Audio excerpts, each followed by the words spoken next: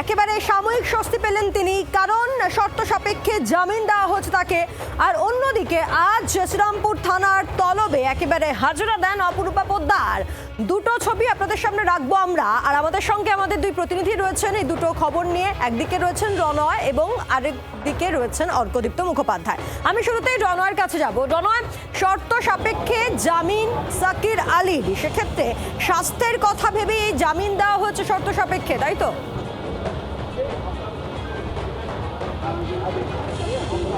দেখো, স্বাস্থ্য নিয়ে জামিন পাননি, মেরিট গ্রাউন্ডে জামিন পেয়েছেন।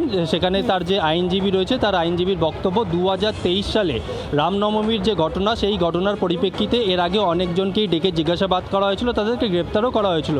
তারা প্রত্যেকে কিন্তু এই মুহূর্তে জামিনে রয়েছে। তাই নতুন করে কী জন্যে সাকির আলীকে গ্রেপ্তার করা হচ্ছে, কারণ সাকির আলীকে যতবার এনআইএর আধিকারিকরা ডেকেছেন জিজ্ঞাসাবাদের জন্যে, তিনি ততবারই গেছেন, হাজিরা দিয়েছেন, তিনি তদন্তকারী কর্তাদের সহযোগিতা করেছেন তদন্তে, এমনটাই দাবি। তাই মেরিট গ্রাউন্ডে কিন্তু আজকে তার জামিন হয়েছে। তবে স্বাস্থ্যের কথাও তুলে ধরা হয়েছে তার আইনজীবীর তরফে।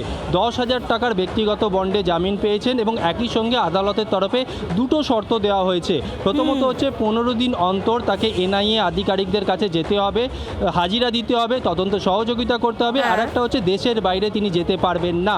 তবে আর একটা বিষয় তোমাকে জানিয়ে রাখি, এনআইএর তরফে কিন্তু এনআইএ হেফাজতে নেওয়ার আবেদন জানানো হয়নি। তবে তারা এই যে তারা বিরোধিতা করেছে, জামিনের তীব্র বিরোধিতা করেছে। তবে শেষমেশ কিন্তু 10,000 টাকার ব্যক্তিগত বন্ডে জামিন হলো সাকির আলীর।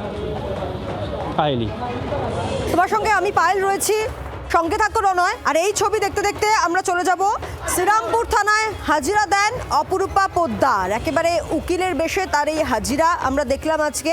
এই নিয়ে আপডেট নিয়ে নেবো। অর্ক আমাদের সঙ্গে রয়েছেন, আমাদের আরেক প্রতিনিধি। অর্ক, অবশেষে হাজিরা দিলেন অপরূপা।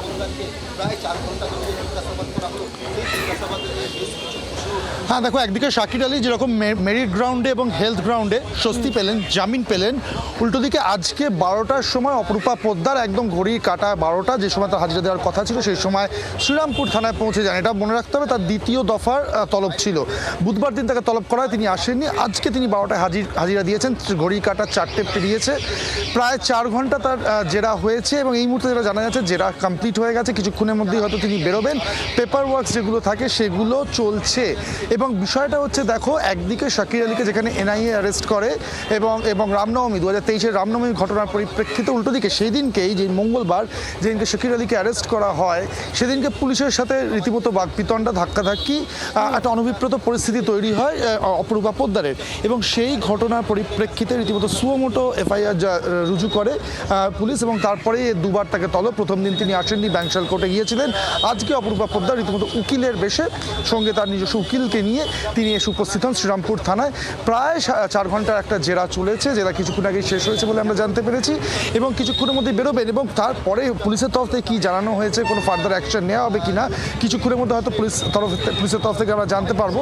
তবে একদিকে যেখানে শাকির আলী জামিন পেয়েছেন, সেখানে অপরূপার ক্ষেত্রেও কতটা কি অ্যাকশন নেওয়া হবে সেই প্রশ্ন থাকছে। পায়েল, ধন্যবাদ অর্কদীপ্ত। এরই পাশাপাশি আপনাদেরকে যেমনটা জানাচ্ছিলাম যে অপরূপা পোদ্দারের স্বামী সাকির আলী, তাকে আজ জামিন দিয়েছে আদালত। শর্ত সাপেক্ষে জামিন দেওয়া হয়েছে, 10,000 টাকা ব্যক্তিগত বন্ডে জামিন দেওয়া হয়েছে এবং সেক্ষেত্রে 15 দিন অন্তর তদন্তকারীদের কাছে আসতে হবে, তদন্তে সহযোগিতা করতে হবে। দেশ ছাড়তে পারবেন না সাকির আলী। 30শে জুন গ্রেফতার করে এনআইএ, আপনাদের মনে থাকবে। আর তারপরে আজ আমরা দেখলাম যে 3রা জুলাই শর্ত সাপেক্ষে জামিন পেলেন অপরূপা পোদ্দারের স্বামী সাকির আলী।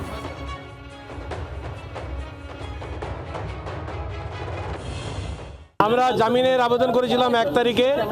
বিচারক দুই পক্ষের শোনার পরে আজ অবধি 2 দিনের জন্য পিসি দিয়েছিলেন। আজকে আবার আমরা বেল পিটিশন ফ্রেশ ওয়েতে করি এবং বেল পিটিশনের হিয়ারিং হয়। যে একজন অসুস্থ মানুষ, আজকে 3 বছর ধরে ইনভেস্টিগেশনের কোনো ডেভেলপমেন্ট হয়নি। সে অনেকবার যখনই এনআইএ ডেকেছে তখনই গেছে, কোঅপারেশন করেছে। যদি প্রাইম ইনস্টিগেটর থাকে তাহলে 3 বছর ধরে আপনারা তাকে কোনো অ্যারেস্ট কেন করেননি? সে দুপক্ষের মধ্যে শান্তি রক্ষা করেছে। এমন একটা লোকটা যে অসুস্থ, তাকে কি আর জেলে পাঠানো যায়? সাহেব কনসিডার করে বেল দিয়েছেন। বাংলার আওয়াজ, বাঙালির আবেগ, জি 24 ঘন্টা।